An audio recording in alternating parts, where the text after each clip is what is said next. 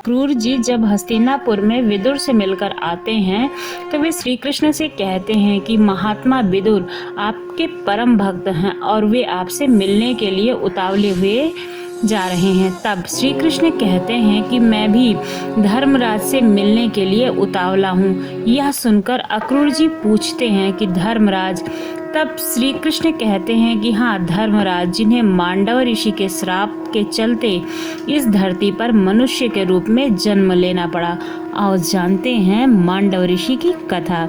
नमस्कार मित्रों, मैं प्रियंका स्वागत करती हूँ आपका जीवन और अध्यात्म में। चलिए अब मांडव ऋषि की कहानी को आगे बढ़ाते हैं।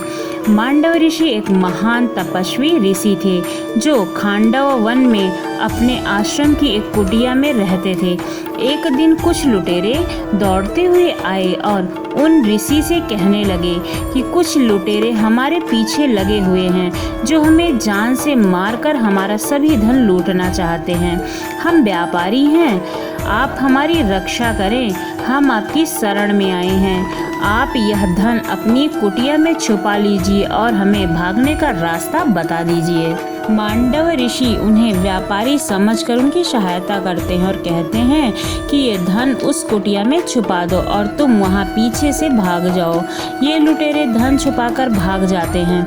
तभी वहाँ पर राजा के सिपाही आ जाते हैं और वे ऋषि को लुटेरों की सहायता के अपराध में पकड़ लेते हैं। मांडव ऋषि उनसे कहते हैं कि तो कह रहे थे कि हम व्यापारी हैं और कुछ लुटेरे हमारे पीछे पड़ गए हैं। यह सुनकर राजा के सैनिक कहते हैं, ढोंगी साधु, तू भी लुटेरों के साथ में मिला हुआ है, अब तो इसका फैसला राजा ही करेंगे। वे सैनिक मांडव ऋषि को पकड़कर राजा के सामने ले जाकर खड़ा कर देते हैं। तब राजन कहते हैं कि साधु के वेश में घोर अपराध करना योग्य नहीं होता ऋषिवर, अतः इस ढोंगी को सूली पर चढ़ा दो। तब मांडव ऋषि राजा को समझाने के प्रयास में कहते हैं, लेकिन राजन, मैं नहीं समझता अपराधी हूँ, मैंने तो कोई अपराध किया ही नहीं है। उन्होंने मुझे बताया था कि उनके पीछे डाकू पड़े हुए हैं, इसलिए मैंने उस धन को छिपाने के लिए कहा था, किंतु राजा उन पर विश्वास नहीं करता है। राजा के सैनिक मांडव ऋषि को सूली पर चढ़ा देते हैं, लेकिन वे अपने तपोबल से सूली पर चढ़े रहते हैं और सूली उनका कुछ भी नहीं बिगाड़ पाती है। यह चमत्कार देखकर सैनिक राजा के पास जाते हैं और बताते हैं कि यह तो तपस्वी मांडव ऋषि हैं। यह सुनकर राजा को अपने अपराध का बोध होता है और वह क्षमा मांगने के लिए मुनि के पास आते हैं और उनसे सूली पर से उतरने का निवेदन करते हैं। तब मांडव ऋषि कहते हैं, राजा, अब इसका निर्णय तो धर्मराज के समक्ष ही होगा। अब मैं यहाँ से सीधा उन्हीं के पास जा रहा हूँ। धर्मराज के पास पहुंचकर ऋषि मांडव धर्मराज से पूछते हैं कि मैंने जानते हुए अपने जीवन में कोई भी पाप नहीं किया है, परंतु अनजाने में मुझसे ऐसा कौन सा पाप हुआ जिसका इतना भीषण फल मुझे भोगना पड़ रहा है। तब धर्मराज कहते हैं कि ये तपोमूर्ति बाल्यपन के आप पतंगों के पुक्ष भाग में सींगे घुसेड़ देते थे, उसी का यह फल है जो आपको प्राप्त हुआ है। तब मांडव ऋषि कहते हैं कि धर्मशास्त्र के अनुसार जन्म से लेकर 12 वर्ष तक की आयु का जो बालपन होता है उसमें किए हुए अपराध को नहीं माना जाता है, क्योंकि उस समय तक वह अबोध रहता है। सो तुमने बाल्यपन में की गई मेरी मूर्खता को पाप की संज्ञा देकर मेरे साथ अन्याय किया है। दूसरी बात यह है कि तुम ये भूल गए हो कि न्याय के आसन पर बैठकर व्यक्ति अपराधी की मात्रा के अनुसार ही दंड देता है। उस मात्रा से अधिक दंड देने से अन्याय करने का पाप लगता है, और जो स्वयं न्यायमूर्ति होकर दूसरों पर अन्याय करे तो वह भीषण अपराध कहा जाता है। अतः हे धर्मराज, इस पाप का दंड भोगने के लिए तुम मनुष्य योनि में जन्म लेकर एक शूद्र माता का गर्भ धारण करके मृत्यु लोक में जन्म लोगे, जहाँ तुम न्याय और अन्याय की गुत्थियाँ सुलझाते सुलझाते थक जाओगे। यही तुम्हारा दंड है। ऋषि मांडव को आड़ी मांड भी कहते हैं। वे अपने आश्रम के दरवाजे पर वृक्ष के नीचे हाथ पर उठाकर तपस्या करते थे। ऋषि सूली पर चढ़कर ही तपस्या करने लगे। जब ऋषि सूली पर चढ़कर तपस्या कर रहे थे तब ये एक कहानी है जिसमें एक सती ने अपने पति के प्राणों की रक्षा की। कैसे उसने एक ऐसे ऋषि के श्राप को निसफल किया जिसका श्राप संसार में कोई निसफल नहीं कर सकता। कैसे उस सती ने यमराज को भी धर्म संकट में डालकर सारे भगवान को सोचने पर मजबूर कर दिया, जिसने अपने पति को बचाने के लिए सूर्य देवता को भी उदय होने से रोक दिया। तो चलिए आप सती कौशिकी की कहानी का आनंद लीजिए, उसको मैं आपके समक्ष प्रस्तुत करती हूँ। ऋषि मांडव अपने सूली पर बैठकर तपस्या में लीन थे। तभी वहां से एक सती कौशिकी और उसके पति कौशिक, जो कि शरीर से लाचार थे, वह उस रास्ते से गुजर रहे थे। तभी अचानक कौशिकी और उनके पति अंधेरे में उस सूली से टकरा जाते हैं। उसके टकराने से सूल पर तपस्या कर रहे मांडव ऋषि की तपस्या भंग हो जाती है। तपस्या भंग होते ही ऋषि पूछते हैं कि वे कौन हैं जिसने उनकी तपस्या भंग की। कौशिकी कहती है, यह अपराध हमसे हुआ है महात्मन, हमें क्षमा करें, हमसे भूल हो गई है। मांडव ऋषि अत्यंत क्रोधित हो जाते हैं और क्रोध में आकर कौशिकी को श्राप दे देते हैं कि सूर्योदय होते ही वह विधवा हो जाएगी और उसका पति काल के मुख में समा जाएगा, अर्थात कौशिक की मृत्यु हो जाएगी। यह श्राप सुनकर कौशिकी मांडव ऋषि से बहुत विनती करती है कि उससे भूल हो गई, उसको क्षमा करे, परंतु मांडव ऋषि वह श्राप वापस नहीं ले सकते थे और मन में यह सोचते हुए कि श्राप देते ही उनका संपूर्ण पुण्य और तपोबल नष्ट हो गया है, अतः अब वह श्राप वापस नहीं ले सकते हैं और वापस ध्यानमग्न हो जाते हैं।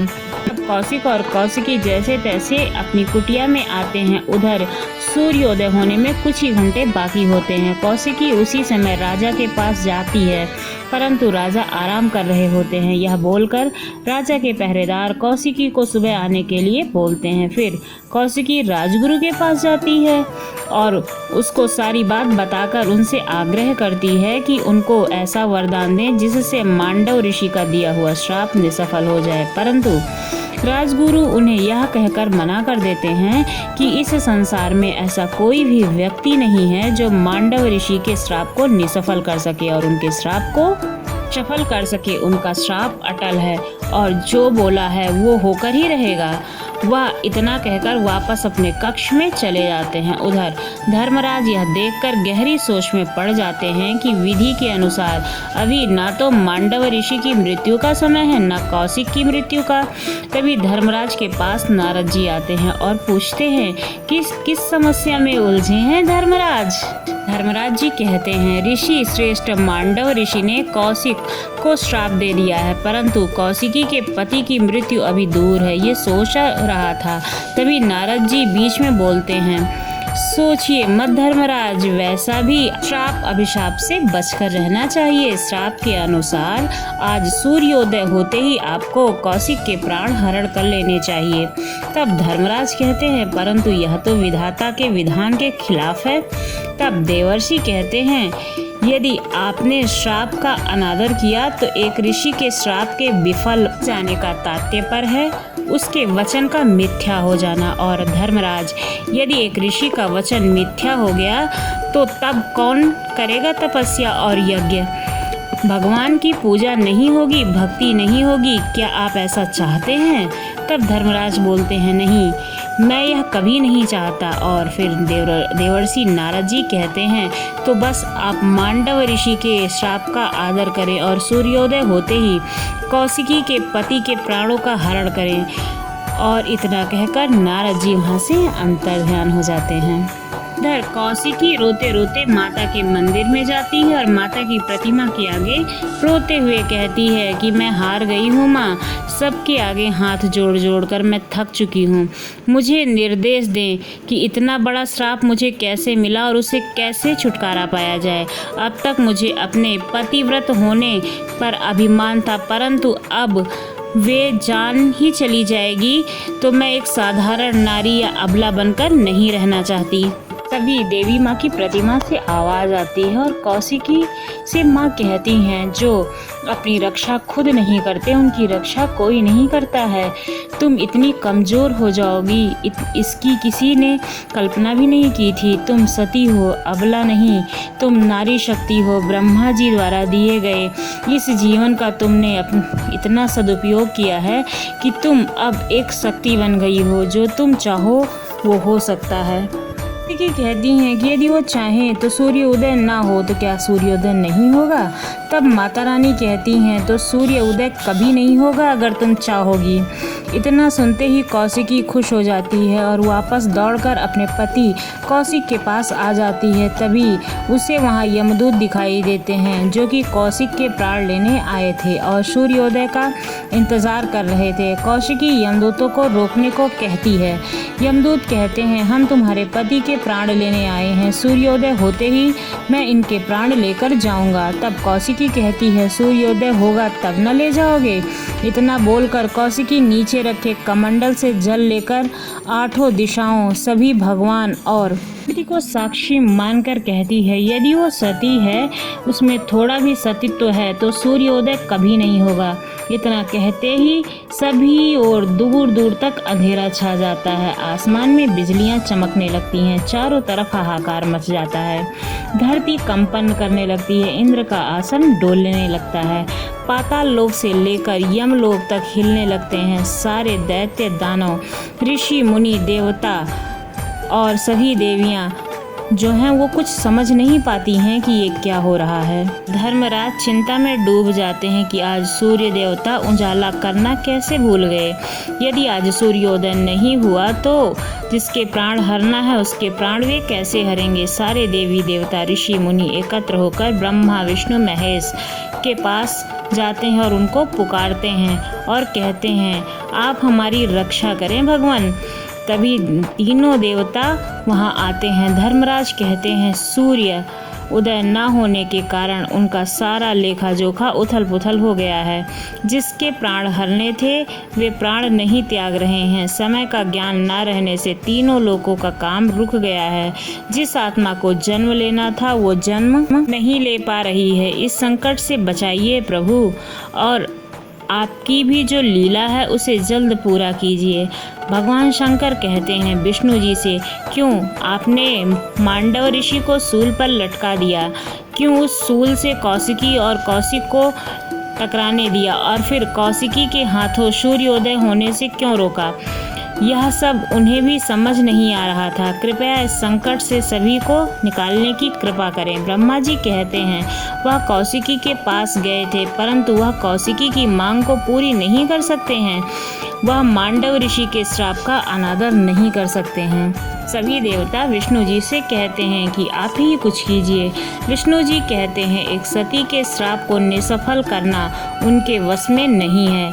इसका मतलब इस संसार में कभी उजाला नहीं होगा, यह संसार समाप्त हो जाएगा। सारे देवता एक साथ बोलते हैं। विष्णु जी कहते हैं, इस संसार में एक सती के श्राप से कोई भी नहीं बच सकता और ना कोई बच पाया है। हम त्रिदेव भी नहीं बच सकते हैं, परंतु इस समस्या का एक हल है। सारे भगवान पूछते हैं कि वो क्या है प्रभु, कृपया उपाय बताएं इस समस्या का।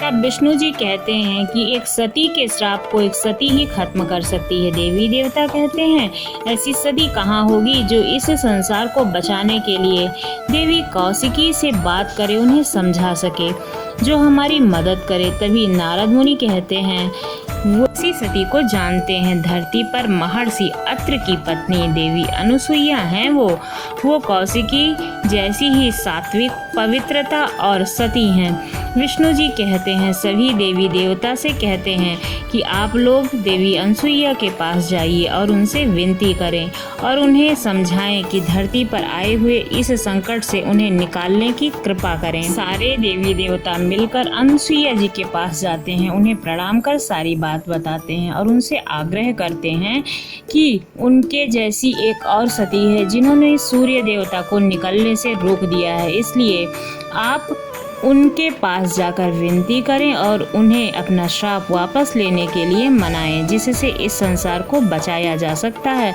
अन्यथा यह समस्त संसार नष्ट हो जाएगा। सारे देवी देवताओं की बातें सुनकर देवी सती अनुसुईया कौशिकी के पास जाती हैं और उन्हें प्रणाम कर अपना परिचय देते हुए उनसे आग्रह करती हैं कि वे सूर्य देव को दिया हुआ श्राप वापस ले लें। परंतु कौशिकी उन्हें बताती है कि यदि सूर्य उदय हुआ तो वह विधवा हो जाएगी और उसके पति की मृत्यु हो जाएगी। अनुसुईया कहती हैं, यदि तुम्हारे पति की मृत्यु हो भी गई तो उनके प्राण उन्हें ले नहीं जाने देंगी यमदूतों को। पल भर में उन्हें जीवित कर दूंगी, परंतु तुम सूर्य को निकलने दो। सती कौशिकी देवी अनुसुईया की बात मानकर अपना श्राप वापस लेने को तैयार हो जाती हैं और नीचे रखा कमंडल जो होता है उसमें से जल लेकर अपना श्राप वापस ले लेती हैं और कुछ ही क्षणों में सूर्योदय हो जाता है। सूर्योदय होते ही यमदूत कौशिक के प्राण हरण करने लगते हैं, परंतु देवी अनुसुईया उन्हें मना करती हैं और कौशिक और कौशिकी के आसपास अपनी शक्ति से सुरक्षा चक्र बना देती हैं, जिससे यमदूत प्राण हरण नहीं कर सकते हैं। यमराज कहते हैं, अनुसुईया से कृपा करके आप उन्हें कौशिक के प्राण हरण करने दीजिए और विधाता के विधान में हस्तक्षेप ना कीजिए। तब अनुसुईया कहती हैं कि यमराज से आप अपना लेखा जोखा देखकर बताइए कि क्या आज के दिन इनके प्राण हरण का लिखा हुआ है या नहीं। तब यमराज जी कहते हैं, उनके पास आज के दिन इनके प्राण लेने का लेखा जोखा नहीं है, परंतु मांडव ऋषि के श्राप के कारण उन्हें आज इन्हें ले जाना पड़ रहा है और यदि वे इनके प्राण नहीं ले जाएंगे तो मांडव ऋषि के श्राप का अनादर होगा। यमराज देवी अनुसुईया से मार्गदर्शन करने को कहते हैं। देवी अनुसुईया मांडव ऋषि के श्राप के बंधन से मुक्त करने को कहती हैं। यमराज कहते हैं, यदि ऐसा हो सकता है तो वह कौशिकी के प्राण नहीं लेंगे और देवी अनुसुईया यमराज को मांडव ऋषि के श्राप से बंधन मुक्त कर देंगे। इस तरह से कौशिकी ने अपने पति के प्राण यमराज से बचाए। तो हमारे देश में अनेक ऐसी स्त्रियां हुई हैं जिन्होंने अपने सतीत्व के बल पर दुनिया को जीत लिया है। और मित्रों, इस कहानी से हमें ये शिक्षा मिलती है कि जब भी हम किसी के लिए कोई भी शब्द मुंह से निकालें तो सोच समझकर निकालना चाहिए। और दूसरी बात, अगर हम किसी को श्राप देते हैं या उसके बारे में बुरा भला सोचते हैं तो हमारे किए हुए पुण्य कर्म कम हो जाते हैं। तो ये कहानी कैसी लगी ज़रूर बताइएगा। अगर अच्छी लगी हो तो हमारे चैनल को सब्सक्राइब करना ना भूलिएगा और भी नई नई धार्मिक कहानियों के लिए धन्यवाद।